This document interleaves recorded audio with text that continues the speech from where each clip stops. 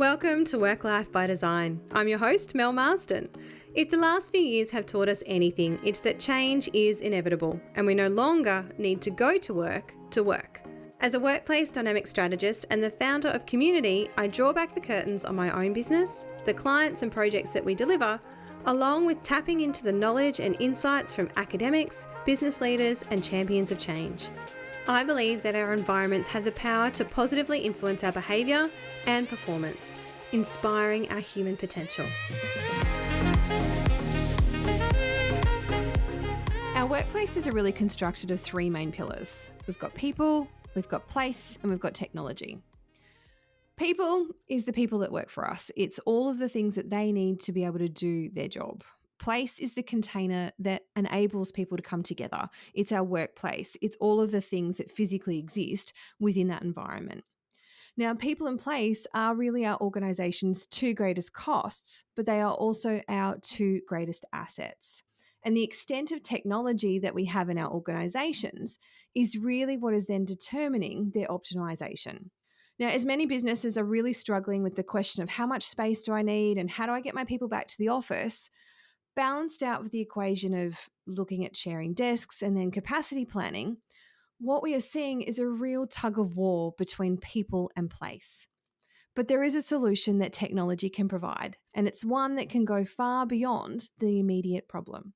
Today's guest is Jeremy Pollak, co-founder of Calvin, a workplace operating system designed to solve people and real estate challenges in the modern workplace. Jeremy has spent 20 years in the workplace industry consulting and designing workplace technology. Prior to founding Calvin, Jeremy also co-founded Pompt, a technology services provider. I was really looking forward to recording this episode with Jeremy, and he's a final addition to this season of the podcast. His approach to managing workplace real estate is a unique perspective that actually looks beyond booking desks and meeting rooms to how we can bring together previously siloed data to build community in our workplaces. In this episode, Jeremy and I discuss the challenges organisations are facing with getting people back to the office, property costs, and the fluctuating attendance in our workplaces. How technology can leverage data to facilitate more intentional, purposeful gathering in our workplaces, both through attendance and engagement in events and activities. The hyper-personalisation that we are experiencing in our lives and where the opportunity is for our workplaces to follow suit. What the future of work may look like as tech continues to evolve and how this will then need to be adopted into our organisations.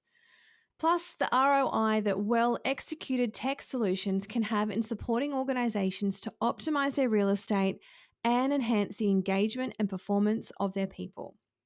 If you're considering how to maximise your real estate solutions and encourage greater attendance in your workplace, this episode provides some great examples of how you can successfully build community in your workplace. Jeremy, you've been in the industry for quite some time now across a range of disciplines, all to do with technology. One of the greatest challenges that I think I'm seeing with clients at the moment is this real struggle to understand this balance of property with how much space they need, how to get people back in the office. Then if they are incorporating desk sharing, they're worried about capacity issues, but then they're also worried about not getting people back in the office because they want people to collaborate. What are you observing out there, and how are you seeing that technology could be a potential solution to these problems? I often talk about this being the industrial revolution of our century, and it's going to take a long time to play out. And what makes it even harder is there's no one size fits all. So when I look at the clients that we deal with, they're often different industries, different kind of stages of their maturity cycle, where their business is at, geographies. There's so many varying factors to this that it's not like the old days where you could just take what someone else was doing and use that within your business. So that's the really hard part. We actually see that within larger businesses where the teams are different, the geographies are different. Post-pandemic, a lot of organizations were saying, this is our policy or this is our mandate or whatever else. And number one, they're not nice words. But number two, it's unrealistic that one thing will necessarily work for everybody within the organization. And I would say the more sophisticated organizations, the ones that have kind of iterated and put a lot of time and effort and research into how they work, being really intentional and being able to explain what they're doing and why. And that's in both attendance, when they expect and when people come into the office. And that is then translated into how they run their real estate. It's almost impossible to come up with the real estate strategy without knowing what people are doing, what we expect them to do, and how we want to work. Yeah, I totally agree with that, because sometimes you start with working with clients and they go, we want to create a strategy, we need to know how much space we need, but it's actually understanding those patterns of behavior about attendance, why people are coming in, what they need to do when they're there, how they're coming together. All of those pieces are really critical to actually understanding what that property strategy needs to look like. Yeah, and how much flexibility you need in it, which translates to, how much space. And then again, there's a level of sophistication here, but the models of how you operate your space. That's where, we're really getting into the nitty gritty now with clients going, okay, we've decided we're going to have this much space because we've come up with a strategy, but how's it actually going to operate? And likely that's going to be different on different days of the week, and different teams are going to have their own requirements. Do they require assigned space? Do they need to sit together? If they're sharing, how's it going to work? And even what are the teams and the makeup of the organization? Because lots of people work in cross-functional groups and different, they work as part of projects. So there's just no one size fits all. Yeah, it is a really complex problem. And I think that's really interesting what you just said there about it. How do we then actually operate the space? Because yes, you create a space and you have an intention about how it's going to function, and we can introduce workplace management software like desk booking systems and those sorts of things, but they really require a human element. Like that requires a behavioral change for people to actually book things, utilize them. And then you're worried about peaks and troughs and capacity issues throughout the week. You and your co-founder, Dan, have created a platform called Calvin. Can you tell us a little bit about how that has aimed to try and solve some of these problems for organizations? There's a bit of irony here, which is, I think it's by and large, most organizations are shifting towards sharing desks, space, etc. And that's just a result of kind of the economy side of things, but also just, hybrid and how people are working. Irony is that as companies shift to sharing and desk booking, most employees don't actually want to book a desk. Yeah. And don't wake up in the morning wanting to book a desk. It's really hard, right? Like a lot of, you hear these organizations, people are saying, oh, it'd be really good if we could still have an assigned desk. And I'm like, but if you come in infrequently and you don't know who's coming in, it doesn't make sense. So what we did with Calvin right at the beginning, there were lots of ways to book desks before the pandemic. And there's lots of software to manage space and allocate space. But it just wasn't used very well and it wasn't very engaging for people. So we looked at it really differently and we said, well, what underpins managing the real estate is attendance and when people are coming. So the concept of your working location, when you're going to be coming into the office, and how you can be transparent about that and let your teammates and your colleagues know. I know when my teammates are coming in and we can come in together. That's the start of what we're doing with Calvin. And I think you're seeing that become more prevalent in Microsoft and Google and just calendaring. But over time, we expect to see more and more kind of transparency of working locations and more intentional togetherness, companies organizing to, people to come in at the right time for the right purpose. We take that within Calvin and leverage how you allocate, manage, plan your real estate. You don't have to book desks in Calvin. If you're coming in, we know which of your teammates are coming in, which your favorite desks are, and we will allocate you that right space. If you don't get your favorite one day, we'll make sure you get it the next day. These are all the kind of the contextual experiences which we're trying to create. And when you think about our consumer world, we get what we want. Netflix knows what we like to watch. Spotify curates our playlists. And then we come to work and our companies don't know that much about us. We get invited to an event and they haven't got the food right because X many people are vegetarian or vegan, etc. All of this just gives you a subpar workplace experience. and leads to a lot of inefficiency around real estate. So that's what we're doing with Calvin. It's knowing who's coming in or intending to come in, managing the real estate accordingly, and then curating via events and other things the right workplace experience to incentivize people to come in, again, at the right time for the right purpose. That's addressing a couple of layers that I've got in my framework around how to build community. And one of them is really around routines and rituals. It's like, what are we doing as an organization and then as a team to help reinforce some of these behaviors intentionally? So if I'm coming in, I know that every Monday I'm coming in for a team meeting. There's spaces that are going to be available for me, the visibility of knowing that my team's all going to be there, and that then the software is supporting us to create a communal desk area for that particular team for that particular day. It's really starting to enable some of this connectivity that we need to build community within our workplaces, which I think is a really big missing factor at the moment, because it's all left up to the individual. We do work individually, but a lot of the work that we need to do when we're in the office is communal work, it's teamwork. It's a tough one, right? Because self-regulation and choosing what suits us is great. But if we're part of a team, how are we shifting to think about the team and what suits everybody and the outcomes of the organization? So, I follow a lot of what Atlassian are doing around intentionalness as part of their Team Anywhere program. I'm lucky enough to be close to some of the people in that program, and they have put so much time and research into working out what is right for the team and communicating the what, how, and why to their people. But then you see a lot of other organizations that just gut straight to, this is what we're doing, and they don't explain why. They don't connect with their people, which makes it a real stretch to expect people to buy in. It makes a big difference, doesn't it? So in terms of some of the applications and the way that technology is supporting this building of community, creating cohesiveness around when people are coming in, what are the other sort of side aspects of this that we can start to see technology starting to support us with? I think the coordination of coming in together, just the simple things about, how does a team leader know everybody's preferences, who's going to be on, annual leave or PTO, what spaces are available, how do we give the team leaders or coordinators a really easy way to actually schedule. Intentional togetherness is going to be a key piece. I mentioned earlier contextual experience.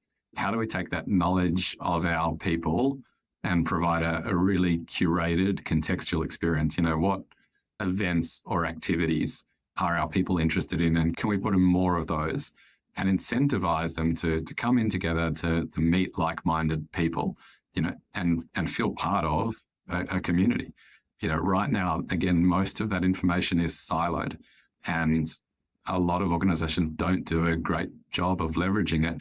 A lot of companies that had workplace experience teams pre-pandemic and put on events and things within the office, it's really hard to justify sometimes putting those on when you don't know who's coming in and you don't know who's interested in what. And also there's an equity part to it, because you want to put on these programs for people who are remote or distributed as well. So lots of different companies go about it in different ways. There's no playbook just yet for it, but I think a big part is understanding your people. And what kind of data are you tapping into to get that knowledge about individuals? Almost all of it within Calvin is opt-in.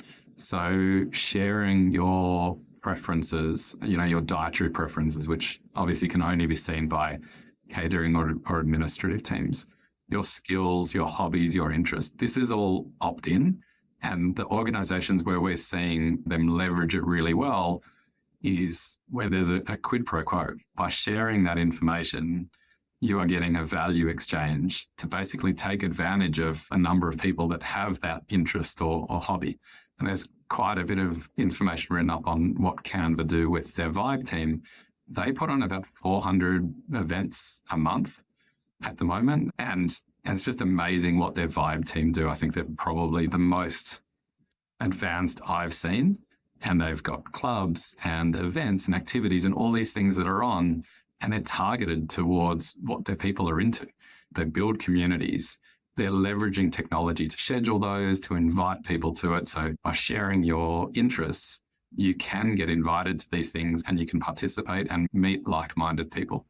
Yeah, so they're using the data that people are offering and sharing to then build, yoga classes or dance classes, depending on the demand. And then that's why they're activating their spaces to actually support this community creation. Yeah, and being really sophisticated about what is the best time that will get the most people, what are the best days, looking at it by team. The Vibe team at Canva is amazing, the things that they do for their people. Yeah, they look pretty cool. What are you seeing some of the challenges around this being? Like, what are some of the barriers to entry or those friction points that organisations are hitting up against that is preventing them from sort of opting into these sorts of pieces of technology to support them? There's a trust factor and that value exchange to people sharing their working locations. There's this perception of choice and self-regulation of, I'll come in when it suits me, is great. And you can see some organizations that leverage that but do really well because they explain things like intentional togetherness or events and activities that are on and why it's important to be together for those. But I think for a lot of organizations are struggling to get people to be accurate or well-intentioned with their attendance, probably because they just haven't articulated the what, how, and why. But then also, I just don't think they're putting on those targeted events and activities, the intentional togetherness. And I think that flows through to really inefficient real estate usage. Yeah. And I think, many organisations are probably listening to this and going, but that sounds like so much more extra work for us. We haven't used to have to do that. We provided everyone a desk and they just had to come in. Whereas now we're having to put on events to entice people back in, and we're having to create these new roles for, workplace experience managers to coordinate and curate all of these events. And I think technology is an enabler in that, but these are the sorts of things that we're going to need to do as we progress because people are expecting so much more.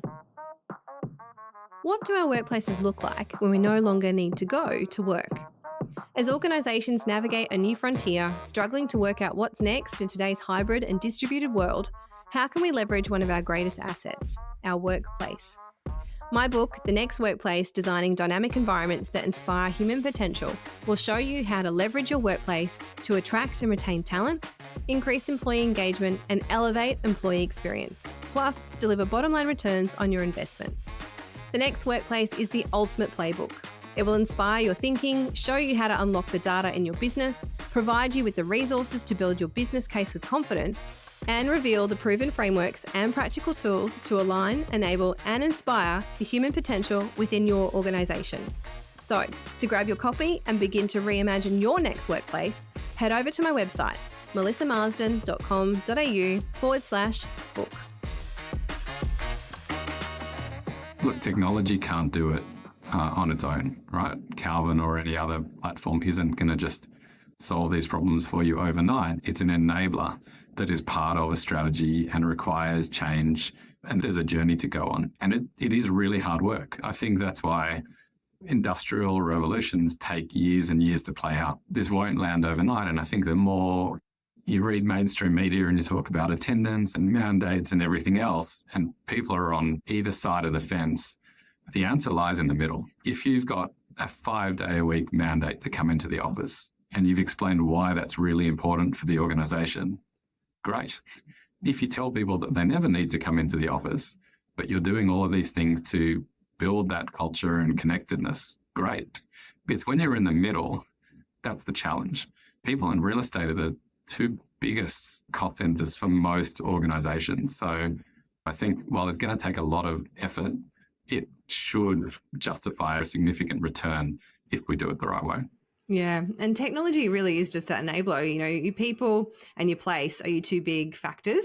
The tech is kind of like the glue that brings it all together, and it's the bit that facilitates it and attempts to reduce as much of that friction as we possibly can. But it's not the entire solution.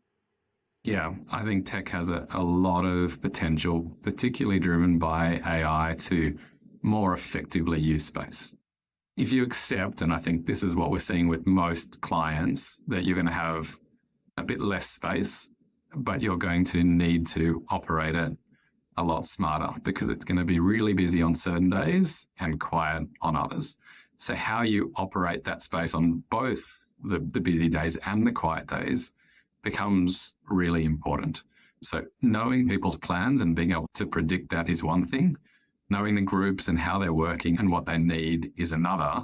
And then technology can provide all of these different models about how to operate your space. Many of our clients still require dedicated, assigned workspace for a handful of people or teams. But do you need that to still be assigned on the days those people aren't coming in, or can you reassign it?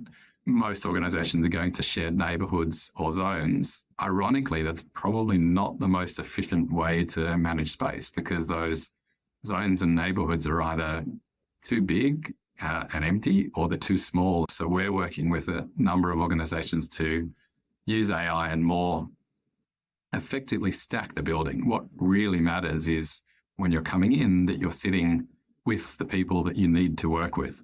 And just because you're part of a 200-person marketing team, there's probably 10 people you really work with, or you could be working on a cross-functional project. How do we sit together with those people? And how do you make that frictionless? Frictionless from an employee experience perspective, but very efficient from the employer's perspective. On the quiet days, how do you stack the building so that all those empty floors don't feel like it's a Sunday, and much more environmentally efficient? That's, again, what sophisticated organizations are asking for. And are you hearing a lot of that? Because this is probably, I think, something that is really challenging operational leaders' mindsets around, but that's a team, that's a neighborhood, that's their floor. We won't know where anyone is, all of this sort of stuff. And, I know that there's solutions to a lot of this, but is this something that you're seeing a lot of people asking for, or is it just the select few? Are you seeing a lot of resistance? More and more when organizations are going through change and are doing new projects or restacks. If you have too much space and the lease cycle means that you're tied in for another 5 years or 7 years and you don't have a way to actually reduce that cost, then it's easy to just do nothing and say, well, we've got all this space, so it works and you can sit wherever you want.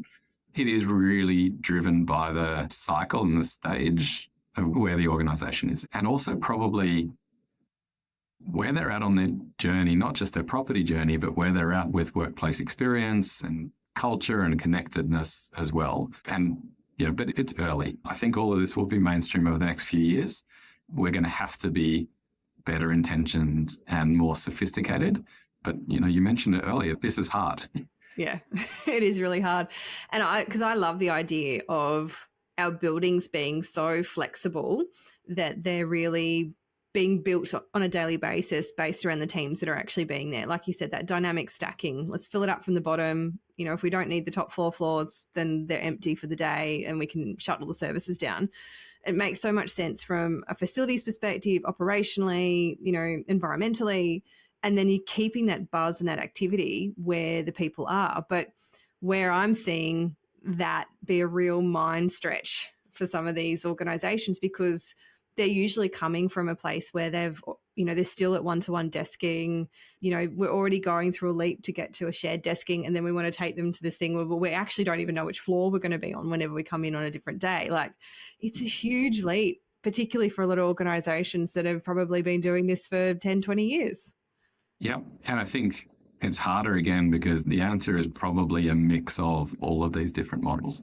There's a percentage of the workforce that just don't care. When they come in, they just want to sit down anywhere. And we need to respect that. But then we need to respect there are teams that have to be together, for various purposes, and individuals have their specific needs as well. I think it's also important to recognize that when we come up with these strategies and design these projects, it shouldn't be a set and forget. I think this is organic. And what we're trying to do with Calvin is give companies the levers to pull and ways to change how they engage with their people, how they operate their real estate over time in response to the business evolving as well. All too often projects, because there's a CapEx element to it and a time frame, we tend to do research and then be forced to make a decision and do great change management projects. And then a week later, anyone who joins the organization just has to fit in. And then 6 months later or a year later, we're not going back and looking what works and what doesn't work. And which spaces are really popular and we should have more of, and which don't get used and we should reconfigure. I think there's a lot of missed opportunities there as well in the traditional project and construction cycles. Yeah, no, I agree. And it's really challenging to get clients to consider that this is an iterative process in some ways, because like you said, it's a capital expenditure. We only get this bucket of money once and we're going to spend all of it, and it just has to work. So there's a really high expectation put on these spaces performing them for the cycle of the lease without being revisited or relooked at. And we go back and we do a 12-month post-occupancy survey with our clients just to see how the people are actually working in that space. But even depending on the results of that, there isn't really any opportunity to do any of that reconfiguration work because most clients just don't have the funds to be able to do that. So I think being conscious of that and thinking about, well, should we be putting aside a bucket of money? Should we be proportioning off some of this funding now, hiving it away for that revisiting, I think is a really important thing to start thinking about. Don't spend it all on the property and the technology and the journey, like save some of it to be able to reconfigure and optimize it after 12 months, after 24 months. Yeah. One last question I've got for you, and it's probably like preemptive, but a lot of organizations probably don't have any of this data to inform where they're going. What are you observing in that space there? Because a lot of this tech is new, so they haven't got any of this data to kind of inform what those next steps need to be. I think often organizations have the data, they just don't know how to access it, or they don't know how to correlate it. So despite some reservations around people being monitored, most organizations do know from the network and IT systems, how often people are coming in and which teams and business units people are part of. Security badge data is notoriously unreliable for most organizations. When you hear that 30% average attendance based on card swipes, you take it with a grain of salt because it's pretty unreliable. The best mix is to know your teams and your group structures.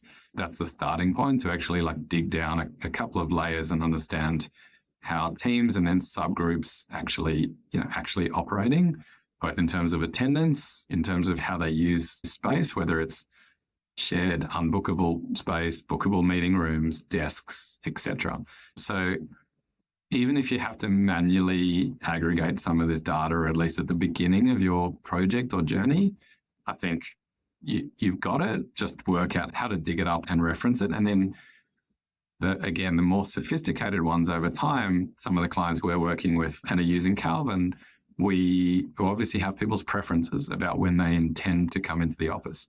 We'll tie into things like the HR system for annual leave and PTO. So, even our people coming in, you can't expect them to come in when they're on annual leave. So don't gloss over that when you're looking at your attendance data. But, groups change. People move between groups. People join, leave the organization. So I think you really want to look at this on an ongoing basis and then operate your space accordingly. So it's a journey. Once you've connected the data sources, though, it's pretty easy to look across this and correlate it at a pretty sophisticated level. And what kind of return on investment have your clients seen as a result of going down this path? That's a really good question. We have had to get a lot better at quantifying that return on investment. So without naming names, we've got a client who still allocates a fixed desk if you want to have one and you come in more than a certain number of days. And then we're helping them with, by group or business unit, anonymized, how is that actually performing? Are people coming in to justify that workstation? What we then did is we looked at freeing it up when they're not coming in. And we actually cleared up enough days over the first quarter of this calendar year for a client, and then had those desks be rebooked by other people who needed a desk. And the return on that was more, from an efficiency perspective, was higher than the cost of Calvin for the whole year, just by that one feature.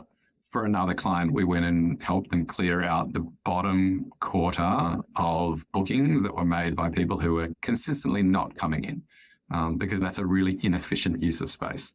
That saving alone was over $1 million for one client by just taking out the ghost bookings effectively. And then prompting people to be more accurate or more considerate of their plans. And this is the really hard thing when you're making these real estate decisions based on generic attendance data. You don't actually have a way to incentivize or nudge people to be more accurate and be more efficient. And you end up making poor decisions which have a significant opportunity cost. So there's a lot of other sort of peripheral things that we can do with the data to try and dig into it. And have you seen any correlation between team cohesion and sort of culture in particular teams and attendance? Like, does it get into that sort of granularity? Yeah, so we've done some individual work with clients, and one of the CEOs we've dealt with said it best, which is I'm not interested in general attendance data and 30% on these days of the week.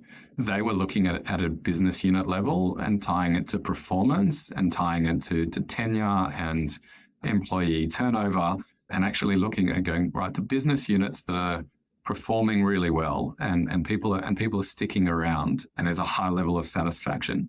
They're not too concerned with attendance and engagement with events and culture and experience for those business units.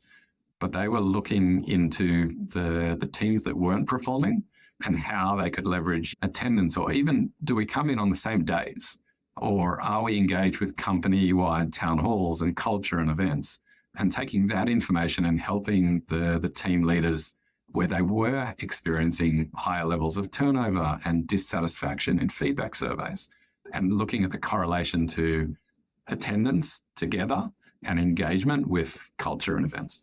Yeah.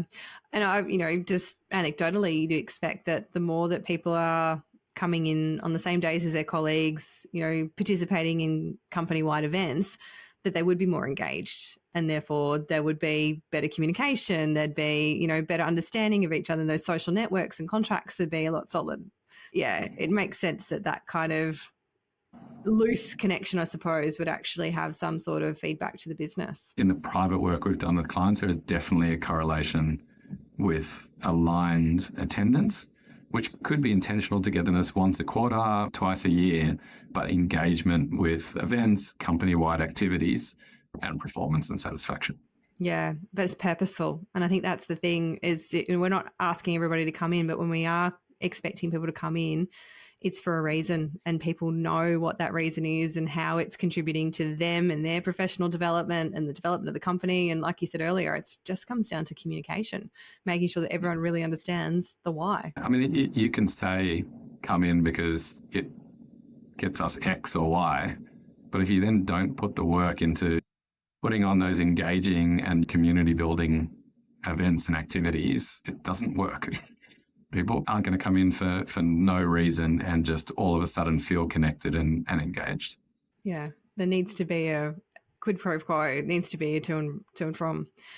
Look, Jeremy, this has been a great chat. Thank you so much for joining me and for giving some insight into how some of this technology is evolving and the way that it's enabling organisations to really build that much deeper connection in their communities.